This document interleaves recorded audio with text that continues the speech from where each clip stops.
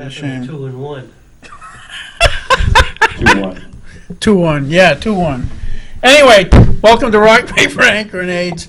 This is my accomplice, Eric Eastman, the Honorable Eric Eastman. He's got his shades on. I'm very lobster-esque tonight because I was out on the bike for... Lobster-esque. Lobster-esque. That's new, isn't it? Nobody's ever said that B-52s before. have a song? That's rock lobster. Oh, okay. All right. Anyway, I was out on a motorcycle from about 8 o'clock in the morning till 5 o'clock tonight. Anyway, the genesis of this show tonight was there was a state representative who was basically caught, or not caught, allegedly put the moves on a 16-year-old girl. And there's assault charges on him, and he Underscore the term allegedly. I know it's alleged, okay, but and he's allegedly also a free part of the Free State Movement. Then there was another state representative who claims to be part of the Free State Movement who decided to come out of the closet and say that he was a Satanist. And so there's all this stuff that is hovering around the Free State Movement that I thought was pretty negative, and it started to make me wonder what was really going on with it, because I'm not part of it. I'm just a right-wing nutbag. I'm not a Free Stater, but a lot of the people that I work with in the State House have been part, like the Dan and Carol McGuire, are basically libertarian / Free State members, and their voting record, my voting record, is pretty close to identical. So I have a lot of respect for them. I really like them. So I was wondering what was going on, because when I looked up what the Satanic Church was, because this guy claimed to be a member of the card-carrying member of the Satanic Church, and an atheist. TST. Right. The Satanic Church. Yeah. Or T. Oh, my other guest is The Satanic Temple is TST. my other guest tonight is Captain John Jeskivikas. He is a card-carrying member of the Libertarian Party, the Free State Movement. And the reason I had him on is to try to shed some actual light on what this is all about, because once I looked into what that Satanic Church is, it's they do believe in the principles of Ayn Rand, which is what the Libertarian movement is loosely based on. Ayn Rand or Ian Rand? And Most people say "and." Okay, Ayn Rand. And in that sentence, I would underscore the term loosely, like Okay. you just said, very loosely. Well, I know that every member of the Libertarian Party tries to get me to watch Atlas Shrugged, so... So there you go. Anyway, so that's loosely, but that Satanic Church is loosely associated with her, and they are atheists, and they don't actually believe in Satan as much as they are almost anti-Christian. They're almost making they don't even believe in they're not even deists, which is just struck me as strange. But anyway, so there was all this confusion, and I saw a lot of negative things about the Free State Movement. So I thought I'd come I asked John and somebody else to come on. They couldn't make it, to talk about what the Free State Movement was, what was the genesis of it, and what do they actually believe versus what we're being told you believe. So I start with you. Where did this all start? the Free State Movement began as a doctoral dissertation, and I can't think of the name of the guy who started it, but he got the program going, and people started signing up to be part of it, number one, and with the intention to move, number two, to whichever state that they had picked for their final choice of states to move to. Now, why, okay, let's start with square one. Why would they pick a state to move to? What's the purpose of that? Okay, a state to move to encourages people to move into it as part of the Free State Project to assume the responsibilities of cognizant and intelligent voters, and in addition, to participate in the voting process by either holding an elected position or an appointed position Or at least getting involved enough to in affect change? the local and state government. Correct. Right. And so the fundamental idea is if you could get 20,000 people to move to whatever state you chose, you would actually have, if the state was small enough, like 20,000 people moving to New York would be pointless. Because no matter what you did, you would never be enough of a voting bloc to change anything. But moving to a small state like New Hampshire, or what was the other one, Wyoming? Actually, there were 5 states on the short list. The criteria was manufacturing base, seaport, and technology, Yeah. I believe their taxation profile was, and the taxation profile. their economic profile Correct, was yeah. a big part of it. I don't remember. I meant to look all this stuff up before I got here, but I didn't. That's all right. So I don't remember which states were on the short list, but New Hampshire became the state of choice, and people are now moving here. In fact, the other gentleman that was scheduled to be on here works for Hillsdale College in Hillsdale, Michigan. I believe he raises money for their programs and such. But he heard about the Free State Project over the Rush Limbaugh show, and he became aware of it and signed his intention to move back as far as 2010. Now, he's only been in town for a couple of years, but he is definitely has an interest in the local politics in addition to the federal politics. Yeah, the only, I didn't know that, but Howard lives in Ware too, and there was a candidates night for Republicans, I don't know, it would have been last summer sometime, and it was at his house. I didn't know what his affiliation was, but, so yeah, he's already getting involved, definitely, you know. Right, and the real estate agent that predominantly handles movers is a fellow by the name of Mark Warden, who is definitely a freedom-loving individual. Yeah. Yeah, Mark's been on the show, and he's dealt with him a bunch of times. He's also a former state representative, so Yes, the as- Honorable Mark as a Warden. gentleman with a certain worldview and philosophy and principles to go with it, he certainly puts his money where his mouth is, Yeah. and his time. A Now, lot, hey, lot of volunteer hours he devotes to this this enterprise. Yeah, wasn't he the president of the Liberty Caucus or something like that, or Liberty, May have been. something like I that? wouldn't be surprised, yeah. So what?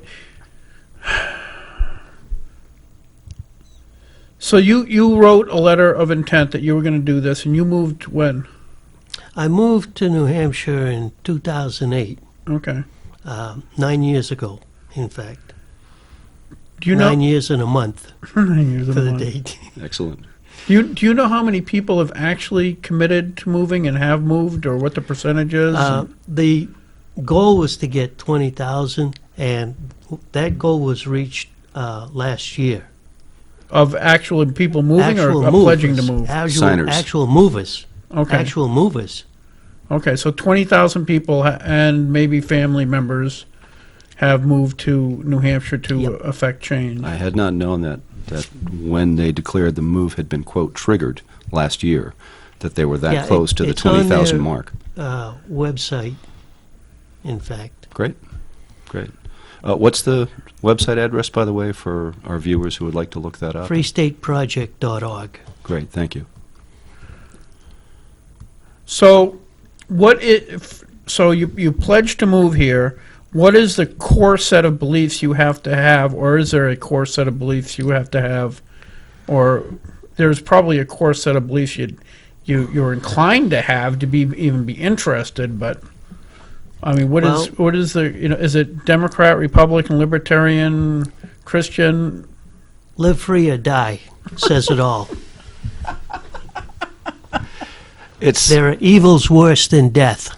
Yes, I like that. Thank you, John People Stark.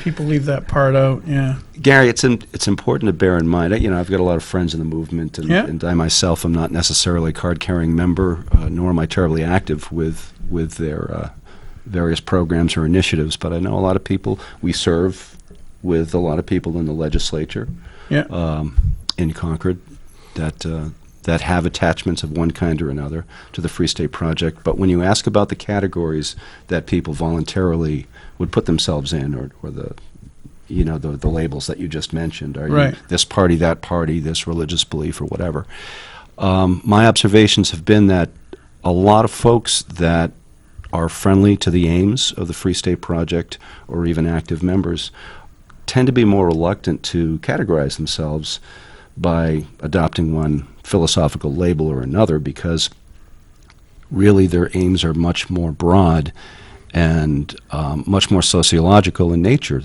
They're all about people having personal liberty to the fullest extent that they can within the construct of a society that functions and functions well. So Precisely.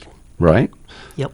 So it's tempting and common for people to want to look for labels because the mass media does it. We've been taught to do it all our lives. You're this, you're that. But in the Free State Project, I find a real shortage of that kind of thinking. I find that refreshing. Well, the thing is, I think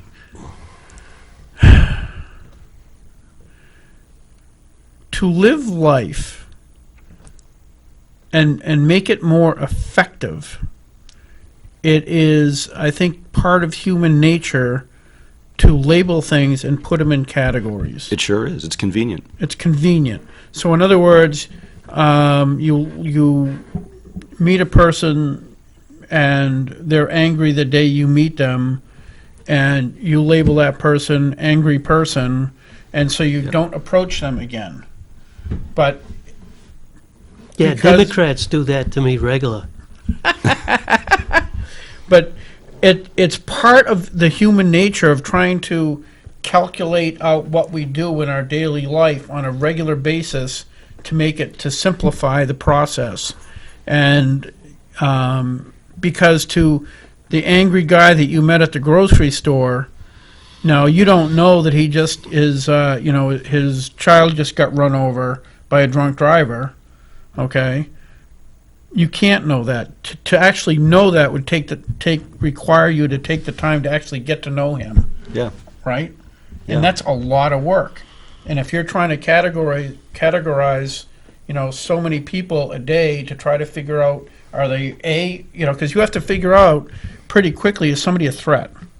Human nature says, I got to determine, is that person a threat to me, not a threat to me?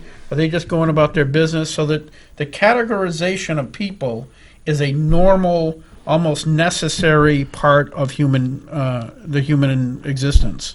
I think you're right about the notion that it's a part of anthropology, and that managing our expectations of others is something that we learn to do as we grow into adulthood. Right. Because that way we can govern our decisions a little bit more accurately, hopefully. But unfortunately, with that impulse also comes the temptation to over-categorize and paint with a very broad brush.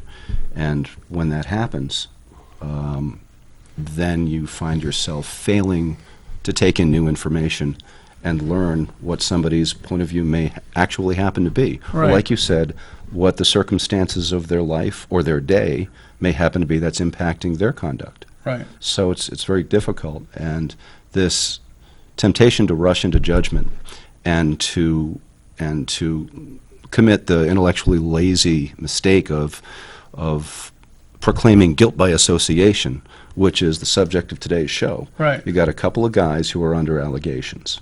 Right. Well, Okay. no. One was an allegation. One was an actual. He Fessed up to He it. fessed up to. Okay. But in that instance, a lot of people in the media, naturally, who may feel suspicious or have an incomplete grasp of what the Free State Project's aims may happen to be, will be tempted to make hay out of that situation and Right. say, well, these guys are associated with these folks, so that must mean that everybody's approach to living in a civilized world is suspect Right. in this group. Right. That's an easy correlation to make, but is it sound? Right. Is it logical? Is it reasonable? It's sensationalistic. Well, But- the thing is, you see this behavior on the right as well as the left. I'll give you an example. I know conservatives who almost are suspicious of me because I'm friendly with the Democrats. With Democrats. Okay? Okay. You're a state legislator. That's your job. If you can't associate with, talk to, and be friendly with somebody that you're working with, it's entirely counterproductive. And I'll give you an example of why it's important to have those relationships. A guy that repaired a Jay from Jay's gun shop in Dunbarton fixed a pistol for me. Did a really great job. He's a really nice guy.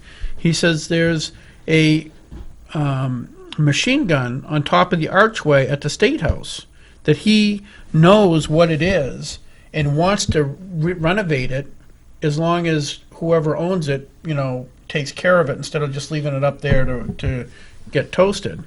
Well, I thought it was state property, so I was going to, I said I'd find out what's going on. It turns out it's Concord property. Well, Concord's all Democrat. You don't get anything done if you can't work with the Democrats. So the first person I called was Steve Shirtliff and said, Steve, this guy wants to renovate your machine gun. And for your viewers, Steve Shirtliff is the minority leader in the New Hampshire House. And he's a really nice guy. He's a really I nice just guy. disagree with him on a whole boatload of issues. Me too. Right? But he is a very nice person. But he's a person you can work with, and he understands constructive collaboration, and that's what a representative of the people should do. Exactly. That's job one. So And so you're right. I mean, there's people on our side that, judge somebody like a Steve Shirtliff because he's a minority leader as quote-unquote evil, or they categorize him, and it's not reasonable. It's not that is a two-dimensional understanding of a three-dimensional person. yeah, or more. Yeah. And we're right now at this table we're struggling with the same lazy correlation, which It is these guys have said things that are outside of the mainstream normative outlook on how to conduct yourself. Right. Or how to believe in society, and so that must mean that everybody in this big group that are easily misunderstood must also share those views, and it's just not true. Right. Well, What would you say? in essence, I would categorize myself as a constitutionist, not a constitutionalist, a constitutionist, because I believe in the restoration of the Constitution, both at the state and federal level. Both constitutions have been corrupted to the point that they no longer work for the people. I agree with that. I would in too. a lot of instances. But it's a can of worms. I don't want to go too far down that rabbit hole, but I find it really interesting. And would you mind if we Go. ask for a little expansion on that idea? Because it makes sense when you say it's been corrupted. Can you give me 3 bullet points on the ways that it's been corrupted? The interpretation of the transportation across state lines, Commerce Clause? Commerce Clause. Sure. Yeah. That has entirely been misinterpreted to people's benefit, not necessarily the public. The Federal Reserve Okay. is neither federal nor reserved. The income tax is illegal. Yeah, There you go. That's three, and they're three good ones. They're three very good bullet points. And there's a solid argument to be made for everything you just said. yeah, Not to mention the original 13th Amendment. Would that one be the election of senators? Or No, House senators? the original Or is that 13th the 17th? Amendment had to do with titles of nobility. It was called the Titles of Nobility Act. Right, okay. I which thought that was- didn't get ratified. It did get ratified, but it was subsequently ignored because the people that were who would have been affected were in office. Right. So they just swept it under the rug. Yeah, theoretically, you're not supposed to have titles of nobility. The idea is you can't, and this is still true to a certain extent, you can't have conflicts of interest. You're not supposed to have conflicts of interest when you're in government. And if you are a lawyer, okay, you are licensed by the Bar of New Hampshire, which is what branch is it? Judicial branch. Okay? That person, if they're licensed by the judicial branch, is serving the judicial branch as I think an officer, They're an agent of the an court, agent of the court. literally. That person shouldn't likewise also be in the legislature, because now they've got a conflict. And you see that all the time. I think the simplest example of this is we have tried to get through since I was first elected in 2000, a bill to allow an informed jury. Really simple constitutional stuff. For people who don't know, some people call it jury nullification. I don't think that's a wise word to use. I call it the Jury Right to Know Act.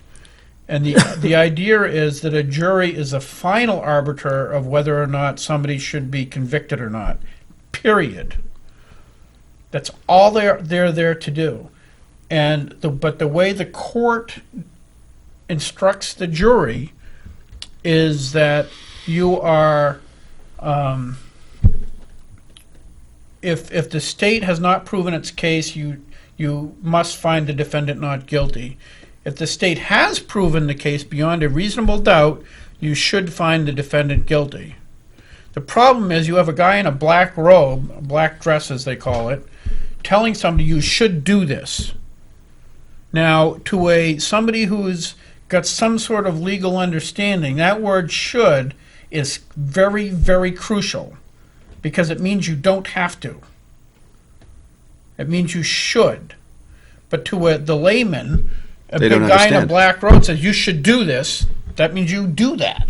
Well, they see authority. They see authority, They hear instructions, an authoritative instruction, this is what you have to do. and they're not given the full picture. They're not given the full picture. Right. And it was in Boston, Massachusetts, under the Fugitive Slave Act, that this was very evident of how important this is.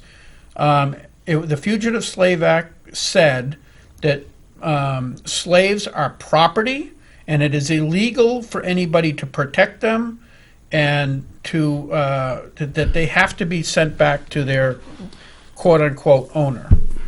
In Boston, there was a young black, I think it was young, black man that had been there in Boston for a while, and the feds found out about it, or Marshall arrested him, brought him to the court, and a bunch of guys from Boston went in, kicked down the doors. I think they actually killed a couple of the marshals, took him out of there, and sent him to Canada so he could be free. Right? So they tried them for violation of the Fugitive Slave Act. And I don't know how many Boston residents were actually prosecuted, or they tried to prosecute, but all of them that went to the jury, and the jury said, nope, it's immoral. The law is immoral. We're not gonna enforce it. So like 2 or 3 of them were let free by the jury, because the jury is a final decider of guilt. That's the way it's supposed to be under our Constitution. So you just illustrated an instance where the Constitution's Completely toasted. architecture provided for the greatest measure of justice in any given situation. Correct. That's one instance. That was a good illustration. And you gave us three others in a broader sense of But- ways in which the Constitution is being ignored. The Fed, taxation, and what was the first? The Commerce Commerce Clause. Clause. Commerce Clause, yeah. Right. But to finish my point, I'm sorry, I didn't know you were done. no, and I'm long-winded, sorry. Anyway, so we've been trying to, in the legislature, have been trying to fix that for, like I said, it's for the last 17 years that I've been there. And every single time the judiciary gets their way, because they have enough influence over the legislature Oh, to yeah. kill it, every single time. They sure do. And it's, so a person who is serving at the, under the authority of the judicial branch should never serve in the legislative branch. There should not be a connection. Because the legislative branch in the New Hampshire Constitution has superiority over the judicial branch. People don't know that. They think they're co-equal. They are not. The New Hampshire legislature has been able to dissolve courts for the last 200 years. They could just say, nope, you're gone. It is not co-equal. It has never been co-equal until just recently. Now, So one you're of right, the- they're perverted the hell out of the Constitution. one of the past Liberty Forums that is typically held in the end of January, beginning of February, down Yep. in Nashua. One of the people there had information on jury nullification and, in fact, what a juror should know Right. to be a cognizant and understanding juror. Right. And I have that information. Yeah. So anything I can do to pass that along to get this moving, I will. Well, Is there a way, Gary, for us to make that kind of information available on the website for this television show, or should we direct people to the Free State Project website? they can, but it's Well, it's not in the Free State Project website Okay. because it was just one of the people that was there as part of the Liberty I see. Forum. Perhaps at the end of the show, we can have you recite out loud your contact info, if you like, and if people feel curious about what you just shared, then they can get in touch and learn more, because it's an important point to be made. 'cause I know that we passed a bill that is so refined and so beautiful out of the House, because see, the House is less affected because there's more just regular people in it, so it is less affected by the judicial branch than the Senate. The Senate is where it's always It dead. is heavily affected. To bring it back to whether or not the Free State Project deserves to have the millstone of bad actors hung around its neck, Right. by way of reputation. Is there anything else about the Free State? I have some familiarity with the organization, but you're in it. So is there Well, anything else you'd like to? One of the things share. that I've seen in my associations with Free Staters is a definite aura of integrity and responsibility. Mhm. There's a difference between a Free Stater and a freeloader. That's a good one. That's a bumper sticker right there. Number one. Number two, anyone that claims to be a Free Stater and either has signed up and not yet moved or has moved has a date of when they signed up to associate with the Free State Project and a mover number on moving to the state. Mhm. Now, I think I'm mover number 261 or something like that. I gave him the paper, he didn't bring it, and I didn't bring mine. That's okay. I walked out of the house with it. That's an early But- number out of 20,000. Yeah. Yeah, Yeah. So- that's great. Now, how I have said on social media before that and this is, I think the problem I have is I tend to lump Free Stater with Libertarian. They're not necessarily the same, but there is there seems to be a contingent of libertarian-minded people who are libertarian in that they see it as a political justification for self-indulgence. I'll give you my poster boy for that would be Kyle Tasker. He was bagged trying to mess around with a 15-year-old girl and selling and offering her drugs for favors and things like that. And he was all about basically legalizing everything, legalizing this all the time. But the people like Dan and Carol McGuire, they don't seem to be of that ilk. They seem to be. They understand that there has to be a certain amount of, for there to be liberty, there also has to be morality. You can't have anarchy is not liberty. Anarchy means he who's got the biggest guns wins. That's all it means. But is there a criteria of moral personal responsibility with the Free State Movement or not? Or is it just not that specific? I would have to say yes, but it's not as pronounced as one would expect. Okay. Because there are atheists in the Free State Project. Oh, yeah. There probably are some bad boys, but again, if they can't produce that mover number or that letter of intent number, Right. the sign-on number, then they're not part of the Free State Project no matter what they say. Okay. So they're just So people who they may claim be to be mouthing, part. yeah, they may Okay. be mouthing that they're part of the Free State Project for lack of anything else. Okay. Right. I think it's fair also to remember that in any large group, no matter how well organized it may or may not happen to be, you're going to find some bad apples. Oh yeah. Every large group, every major political party, I'm sure. Oh no, not in the Republican Party. Heck no, never.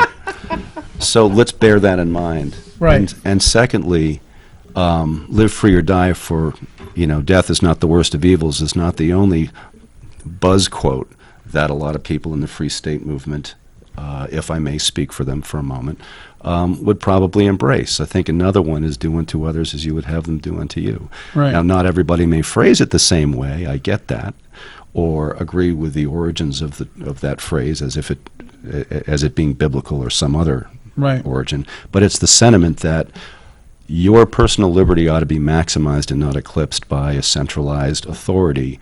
However, with that liberty comes maximized personal responsibility for every move you make, Right. which means you don't eclipse the liberty of somebody else or the well-being of somebody else. Life, liberty, the pursuit of happiness. You eclipse that in somebody else, then you have run afoul of the fundamental philosophy that you claim to embrace. Right. So Yeah. That's Another pretty way of important. putting it is what goes around comes around. that too. Well, the thing is I think the line of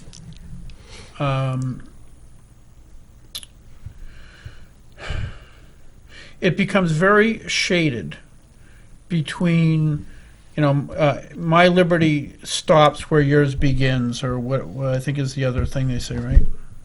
Is that a correct quote? I've heard it. Okay. That's how it goes. Yeah. The problem is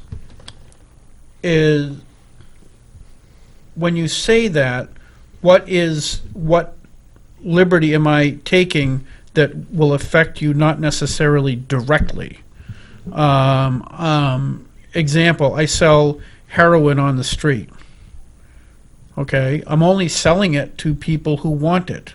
Theoretically, I'm not affecting anybody's liberty, but the fact that I sell it to people whose lives become destitute because of it, that's their choice, but it wasn't their parents' choice or their brother's choice or their sister's choice, and it's profoundly destructive to society. I mean, you can look at China, the opium wars, if you want to get more information on that. Sure. So it's not a direct causal thing. It's like more tangential an effect on society. Yeah. Well, also unintended consequences. Unintended consequences. Sometimes intended. Yeah, So I know. that personal those are really bad responsibility ones. is a big umbrella. You got to think about all that stuff before you make a questionable move like that. Right. So it comes back to moral themes, doesn't it? And I think the question today that we're wrestling here with is, does the FSP, Free State Movement, deserve to have that reputational millstone around its neck because people are associating some bad actors or alleged bad actors with the group at large? No. I don't think it does either. Succinctly put, no. Now, do you He's way better at being succinct than I am. yeah, I'm too long-winded to be succinct. Can I quote you on that out of Yeah, context? yes, would you? Okay. Now, do you guys, do you have, like, get-together as a group at any time, like card-carrying members, and discuss Yeah. what your set of core beliefs are and things like that, or Over is and where- there a written set of agreement as to what you believe? Like the Republican Party has the Republican platform, and Well, that's a political I- party, remember. yeah, I know. I've never seen anything written on what to believe in, Okay, but There's no manifesto, not that I've ever seen. per se. Okay. Essentially, the whole idea was to get a group of like-minded people, like-minded, mind you, right, moving into a state and to participate in local, state, and federal legislatures, right. hmm which is happening. Oh yeah, it is. Now, in Ware and the surrounding towns, New Boston, Goffstown, there are people who get together at General Sports Bar on the first and third Thursday of the month. And there's no structure to gathering there.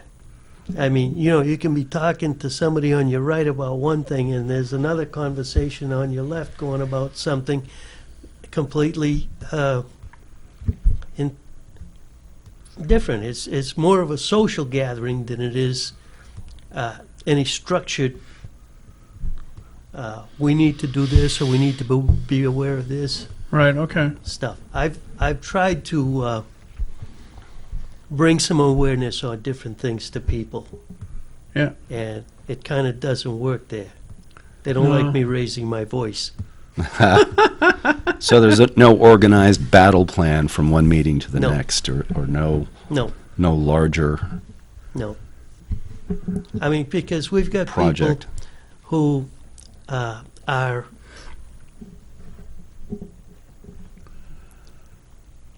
computer programmers that operate farms, and other people that have slumlords that have property in Manchester and stuff like that. Right. Okay. Yeah, I call them slumlords, but they're really not. They're respectable. Right. Right. Right. But So and like Howard and his wife, Howard is a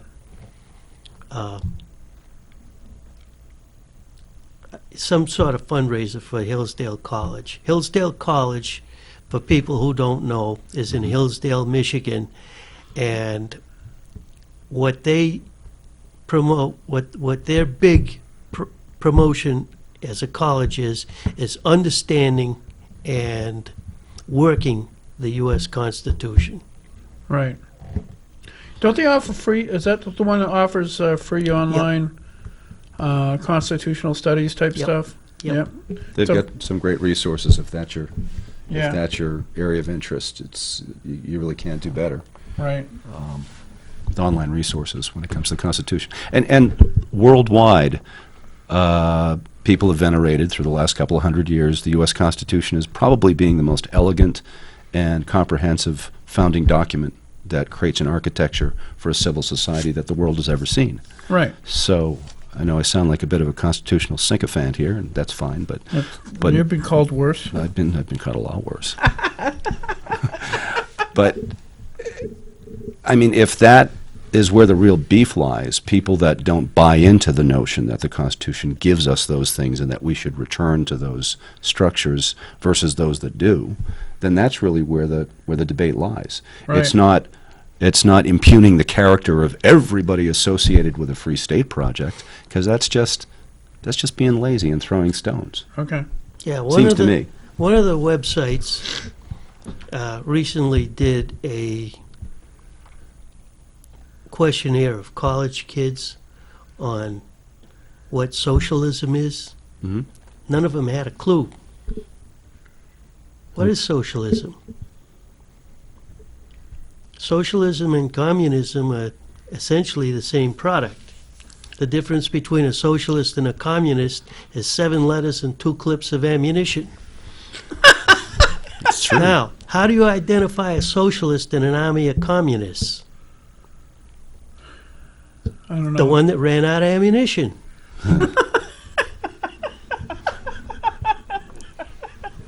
Did what now? Stalin.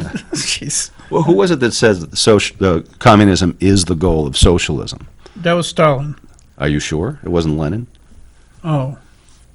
Whatever. Which one was first? It was Lenin? said, and a lot of people embraced it. Yeah, that And was. so- I think you're right. I think you're right. I think it's Lenin. I always get the two confused. Either way, the point being is that when you go that route and you look to Big Brother to handle everything, you're going to end up with maximized autocracy, I see. autocratic rule. And that's what the Free State Project folks and other people who are like-minded really don't buy into, is that centralized power construct. Am I correct? Yeah, because Yeah. we're living it right now today. Right. Where police officers can arbitrarily shoot somebody, and the juries will find them justifiable homicide. Yep. The fix is in. And not to mention asset forfeiture. Now, I have not civil seen asset anything in this state about asset forfeiture. We but get if you those. go- We got those bills all the time. They're kind of weird, but yeah. It's we a do. federal problem. That's It's more of a federal issue than in the state. Yeah. Well, it's the states that are doing it. Right. It's yes and no. What Yes.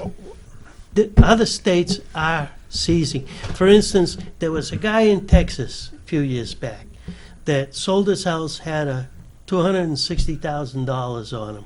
He was going someplace else to Vegas either or something. make a deposit on a house or something like that, and the police stopped him, seized his assets because they said he was on a known drug route, and to this day he doesn't have the assets back.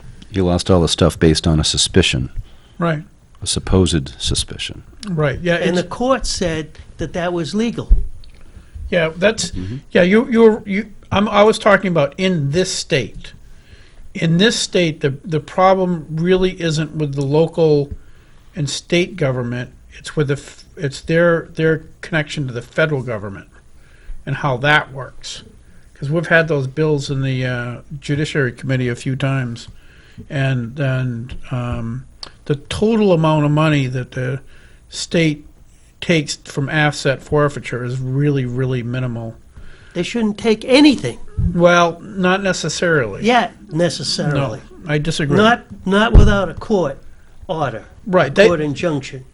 Well, it's like, okay, this is similar to what it's like. There's a guy up at the end of South Willow Street who's been accusing certain people of horrible things, drug dealing and everything else. All right. Well, they put an injunction on his money or something. I forget how what do you call that? As they filed lawsuit against him for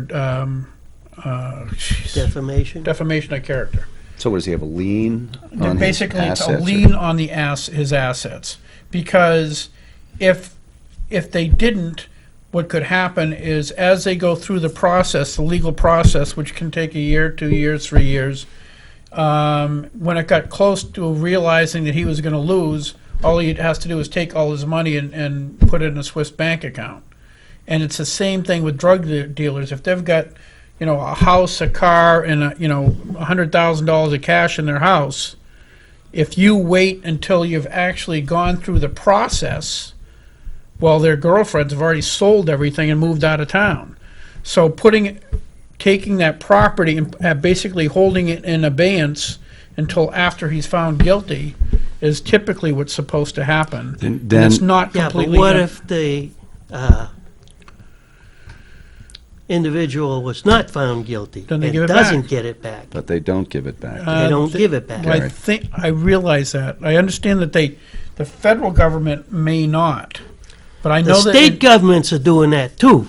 yes, You can go through Tennessee and you I get get stopped. that. No, I get that, John. I'm just talking about New Hampshire. That's the only one I have control over. I have no idea or have any Well- control over Tennessee. I'm telling you what they're trying to do Right. and what they are doing, and I don't agree with it. I agree. I don't agree with it. I don't agree in any asset forfeiture. Well, the U.S. Attorney General, who's obviously the top cop in the nation, and whose agendas filter down into the way they do things in every single state, because he's the AG, Right. has already clearly declared recently that civil asset forfeiture is something that he's in favor of, that he wanted to revisit that practice and potentially amplify it in an effort to continue to perpetrate the failed war on drugs. That's one of the justifications. There's other justifications that law enforcement uses. Yeah. And there's a lot of people in law enforcement that agree with John, and I tend to agree with John in this instance myself too, that there's abuse. There's abuse in the system, and people are being robbed, and they're not being given the correct mechanisms by which to reclaim their stuff. Due process. Right. Yeah. I agree with that. And I think I think there's two things you've said that really hit the nail on the head, and that is accountability. The reason a police officer can get away with we had that shooting in Ware, that kid was unarmed, theoretically a drug dealer, was shot by a bunch of cops in Ware. Nothing happened. The reason that happens is because our state attorney general never holds any of them accountable. And as long as there's never any accountability, there will always be abuse. It's the same with the That's true. Catholic priests. The Catholic priest abusing children was horrible, but what was 100 times more horrible than that was the Catholic Church protecting them. Yeah, the bishops were sweeping it under the rug and relocating them and all that. Exactly. That was the real sin, because an individual giving into temptation is expected, and then you prosecute them, and then they go away. But if somebody has that weakness and they act on it, and you don't do anything and you protect them, you're only encouraging more actors to do the same thing. Well, you give anybody too much power and too little accountability or impunity, then they're going to abuse it. They always Not do. all of them, most of them. Right. And the record shows that. And that's the same thing with I think- asset forfeiture. I don't think it's a bad premise in certain instances, but if there's no accountability, if somebody is using that to line their pocket, then that officer or department or whatever, whoever's doing it should be held accountable, and they should go to jail. Well, the legal mechanism for reclamation of your property needs to be revisited and revamped in a big, big way. Oh, sure. Because right now people are being robbed. Yep. And it's happening all over the country. It does happen in New Hampshire, incidentally, because I know a guy that it happened to. He did lose his house. And continues to fight to get it back, but that's a lost cause. And it was because of civil asset forfeiture and the complications that he faced, because there was very little redress of grievances in that kind of scenario. Right. In New Hampshire. Okay. And other places. Because So, in Judiciary Committee, we didn't really hear of any in New Hampshire. We heard of one guy in Massachusetts who had a motels where individual rooms that are on the street. You park in front of yours motel. yeah. I think he had like this big motel, right? and there was drug dealing going on in the motel. And he had already always cooperated with the cops. Cop says, "Hey, we think somebody in room 5 is doing something." Says, "Yeah, go ahead, grab him. You know, I think you're right. You might be right." He's always cooperative. But you know what the state police in Massachusetts did? They found out the guy owned it outright. $1 million property, no lien on it. Nobody owned it. I mean, he owned it. He owned the entire Cash. property. Yeah, he had it. Well, guess what? Now you don't have to deal with the bank. So they charged him with contributing to this drug dealing in his facility so that they could take his property, when there was never any indication that he had anything to do with it. The only indication was he actually cooperated every single time with them. There are chiefs of police that have gone on record around the country, with a microphone in front of them. Some of them were under interrogation or under testimony, I should say, others not, who have said outright and blatantly that it's a cash cow. They've said it in their own words in one way or another, but they've said so. And that is it's an ancillary revenue stream for either their department or for some program that they want to fund, but that they do operate in those cases with a lot of impunity. It's a real sin that our system is allowing it. Yeah, I know. I tried to add an amendment to one of the bills that was going through our committee so that any money, any assets that were forfeited, the money, once the court case was resolved, if there is money, that it would go into like drug treatment, so that it didn't go directly back into the police station, because if you do so, you're only financially motivating them to abuse the system. It's called piracy. Piracy is what it is. But so anyway, we only got like 3 minutes. Is there anything you want to say before we? I'm still concerned that because of whatever press hubbub may exist out there here in the state relative to alleged bad actors being associated with the Free State movement and the good folks that are involved, that it's getting a bad rap. In these closing minutes, is there anything else you'd like to share that might speak to that?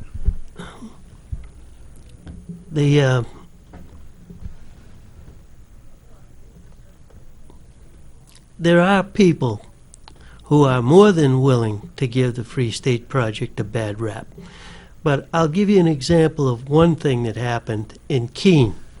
There were Free Staters going to college there, and they were going around town feeding money into the parking meters as ahead of the meter maid. Before the meter maid came by. I remember that was wicked funny. The town made them stop it because they were losing money. Yeah. Yeah. They showed their hand, didn't they? Yeah, they did, exactly. Yeah. We want our ticket money. Yeah. I mean, so... What does that tell you? Each and every one of us stands on our own 2 feet. We're either going to show our concern, consideration, and intellect, or we're going to show our derriere.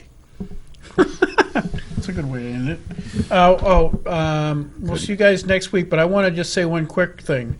When you get upset with the Free State movement, people moving here because they believe in liberty, keep in mind there are probably a lot more than that that are socialists that move to New Hampshire from Massachusetts that try to affect change, and those are the ones who are actually going to destroy the state.